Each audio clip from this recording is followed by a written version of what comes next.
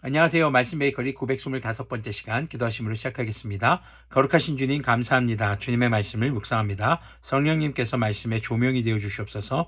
우리 주 예수 그리스도님의 이름으로 기도합니다. 아멘. 네, 오늘 보실 말씀은 마가복음 6장 30절에서 44절까지의 말씀입니다. 사도들이 예수님께로 몰려와서 자기들이 한 일과 가르친 일을 다 그에게 보고하였다. 그때 예수님께서는 그들에게 말씀하셨다. 너희는 따로 외딴 곳으로 와서 좀 쉬어라. 거기에는 오고 가는 사람이 하도 많아서 음식을 먹을 겨를 조차 없었기 때문이다. 그래서 그들은 배를 타고 따로 외딴 곳으로 떠나갔다. 자, 지금 사도들이 예수님의 권능을 받아서 주님의 말씀에 순종하여 회개의 복음을 전했습니다. 그곳에서 일어난 놀라운 일들에 대해서 예수님께 보고하게 되죠. 자, 그때 예수님은 그 보고를 받는 것, 어떤 일이 일어났느냐, 그거보다 먼저 그들이 좀 쉴 수 있도록 배려하시는 그런 모습을 볼 수 있습니다. 자, 하나님의 사명을 감당하는 사람들에게 있어서 휴식은 굉장히 중요한 것입니다. 그리고 예수님은 우리가 어떤 일을 하고 어떤 사역을 하고 누구에게 복음을 전하고 물론 중요하게 생각하십니다. 하지만 우리가 그 안에서 지치지 않기를 또 힘을 얻기를 바라시는 분이시기도 한 것임을 기억하셨으면 좋겠습니다. 하지만 너무 확대해서 내가 원할 때 해야 되는 거 아니야? 라고 생각하면서 주님께서 주신 사명을 축소한 건 역시 큰 문제가 될 수 있다는 것도 기억해 볼 일이겠습니다. 33절 보면요. 그런데 많은 사람이 이것을 보고 그들인 줄 알고 여러 마을에서 발걸음을 재촉하여 그곳으로 함께 달려가서 그들보다 먼저 그곳에 이르렀다. 예수님께서 배에서 내려서 큰 무리를 보시고 그들이 마치 목자 없는 양과 같으므로 그들을 불쌍히 여기셨다. 그래서 그들에게 여러 가지로 가르치기 시작하셨다. 많은 사람들이 예수님의 일행을 알아보고 먼저 달려갑니다. 그래서 도착하는 곳에 가서 기다리고 있는 것이죠. 근데 그들을 보고 예수님이 불쌍히 여기십니다. 이유는요, 목자 없는 양과 같았기 때문입니다. 자, 목자 없는 양과 같았다라는 표현이 바로 구약 성경에서도 자주 등장하거든요. 바로 이 당시에 사람들을 주님의 말씀을 따라 이끌어줄 제대로 된 목자가 없었던 그런 상태를 보고 안타까워하신 것이죠. 자, 그래서 쉴 겨를도 없이 다시 그들을 가르치기 시작하십니다. 35절 보면요. 날이 이미 저물었으므로 제자들이 예수님께 다가와서 말하였다. 여기는 빈들이고 날도 이미 저물었습니다. 이 사람들을 해쳐 제각기 먹을 것을 사 먹게 근방에 있는 농가나 마을로 보내시는 것이 좋겠습니다. 예수님께서 그들에게 말씀하셨다. 너희가 그들에게 먹을 것을 주어라.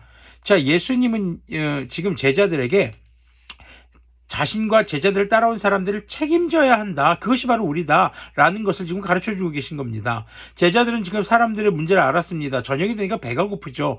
이미 지금 배고프다는 얘기가 나오고 있었을 것입니다. 그러니까 그들을 좀 보내서 먹게 해야 될 것이 아니겠습니까? 그들에 대한 배려도 있었겠지만 부담도 있었던 것을 우리가 볼 수 있겠습니다.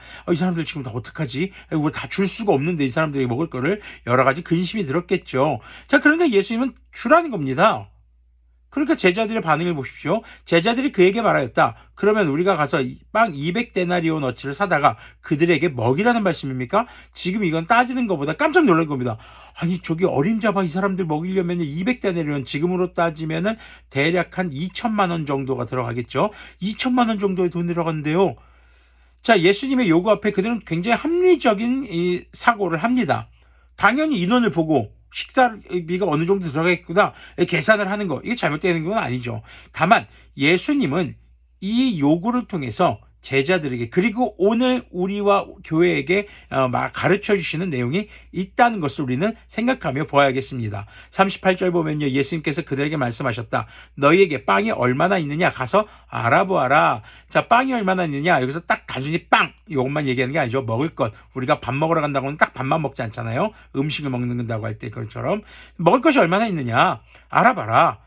예수님께서 알아보라라고 하신 것은요, 지금 수많은 사람들이 예수님을 따라왔고 그들이 굶주린 것을 알게 된 제자들에게 그들의 굶주린 배를 책임져야 하는 것을 가르쳐 주시기 위해서 그들 무리 중, 바로 제자들 무리 중 먹을 것을 헌신할 사람이 있는지를 한번 알아봐라 하는 것입니다. 예수님은요, 12제자 말고도 항상 따라다니는 제자의 무리들이 있었습니다. 많은 제자들 중에서 12사도를 따로 선택한 것이었죠. 자, 예수님은 제자들에게 손해를 보는 그런 헌신을 할 사람이 있는지 묻고 계신 겁니다. 그들이 알아보고 말하였다. 빵 5개와 물고기 2마리가 있습니다. 빵 5개와 물고기 2마리는 많지 않은 양입니다. 한 사람이 겨우 허기를 달랠 정도의 음식입니다. 그런데 예수님의 말씀 앞에 누군가 자신의 음식을 내어 놓은 것이죠. 자, 39절 보면요. 예수님께서는 제자들에게 명하여 모두들 때를 지어 푸른 풀밭에 앉게 하셨다. 그들은 100명씩 또는 50명씩 때를 지어 앉았다. 예수님께서 빵 5개와 물고기 2마리를 들어서 하늘을 쳐다보고 축복하신 다음에 빵을 떼어서 제자들에게 주시고 사람들에게 나누어 주게 하셨다. 그리고 그 물고기 2마리도 모든 사람에게 나누어 주셨다. 그들은 모두 배불리 먹었다. 빵 부스러기와 물고기 남은 것을 주어 모으니 12광줄이 가득 찼다. 빵을 먹은 사람은 남자 어른만도 5,000명이었다. 우리가 익히 알고 있는 오병이어라는 기적이 바로 여기서 나온 것이죠. 예수님은요, 많은 사람들을 50명씩 또는 100명씩 무리지어서 앉게 하십니다. 그리고 빵 5개와 물고기 2마리를 들어서 축복하는 기도를 하십니다. 이것은 주어진 것의 양의 많고 적음과 무관하게 주님께 감사하는 지금 그런 모습을 보여주는 것이죠. 자, 그리고 그것을 나눌 때 어른 남자만 5,000명이라고 합니다. 그럼 전체적으로 대략 2,000명 정도로 추산이 됩니다. 이 2,000명여 명 정도 되는 사람들이 먹고 12광주리가 남아요. 물고기 2마리와 떡 5개보다 훨씬 더 많은 양이 남았다는 겁니다. 이게 합리적인 사고로는 절대 나올 수 없는 계산이죠. 주님께서는요, 예수님을 믿는 믿음과 그 믿음 안에서 예수님이 필요한 사람들을 예수님이 필요한 사람들이죠. 예수님이 필요한 사람들을 긍휼히 여기는 마음, 그리고 그들이 겪는 문제 상황을 잘 살피고 그들을 위해 헌신할 수 있는 제자들을 찾고 계십니다. 근데 이때 헌신에 대해서 우리가 생각해 볼 것이 과연 손해를 감안한 헌신이냐, 아니면 그냥 나에게 물질적인 손해는 내가 손해보고 싶지 않은 부분 요건 빼고 다른 것으로 헌신하는 것이냐. 우리가 주님 앞에 교회에서 헌신한다라고 할 때 바로 이러한 미묘한 갈등이 있을 때가 있을 수 있습니다. 특히 헌금할 때가 제일 그런 갈등이 생길 때가 있죠. 물론 물질적으로 풍요로움은 잘 괜찮은데 요즘처럼 참 경기가 안 좋고 정말 어려운 때는 이런 고민이 될 때가 참 많이 있습니다. 자, 예수님께서는 지금 그 제자들에게 헌신할 사람을 찾으시면서 합리적 계산으로는 여기 모인 지금 2,000여 명을 먹을 수 없죠. 턱없이 부족하죠. 거기다가 지금 물고기 2마리, 떡 5개, 이거 말도 안 되는 양입니다. 하지만 예수님은 그 헌신의 양을 보지 않고 오로지 그것에 감사하시고 축복하시고 또 그렇게 기도하시는 예수님의 기도를 통해, 능력을 통해 2,000여 명의 사람들이 배불리 2,000여 명의 사람들을 배불리 먹이십니다. 자, 제자들은 예수님이 어떤 분이신지, 그리고 교회는 무엇을 의지하고 무엇을 해야 하는지를 깨닫게 해주신 것이죠. 자, 이날 가장 큰 심령의 울림이 남은 사람은 바로 빵 5개와 물고기 2마리를 손해를 무릅쓰고 헌신한 그 제자였을 것입니다. 함께 기도하겠습니다. 거룩하신 주님, 감사합니다. 오병이어의 기적을 바라보며 정말 그 사건 속에 누가 가장 큰 은혜를 받았는가를 다시 돌아보게 됩니다. 예수님을 믿으면서 주님 앞에 손해를 감안하고 손해를 무릅쓰고 헌신한 그 제자가 주님의 놀라운 기적을 가장 깊이 그리고 가장 크게 경험했던 것을 기억하게 하여 주시옵소서.